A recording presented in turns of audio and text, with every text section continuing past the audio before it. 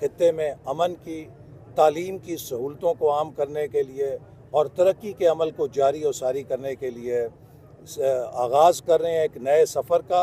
और जो हमारे साथ लोग शरीक हुए हैं और हो रहे हैं, मुझे उसके साथ पूरा यकीन है कि इंशाअल्लाह ताला आप देखेंगे कि जैसे नारोवाल में एक इनकलाब आया है, वैसे ही जफरवाल में भी इंशाअल्लाह एक इनकलाब आएगा। कोई सवाल करन तो वो सवाल बहुत ज्यादा नहीं।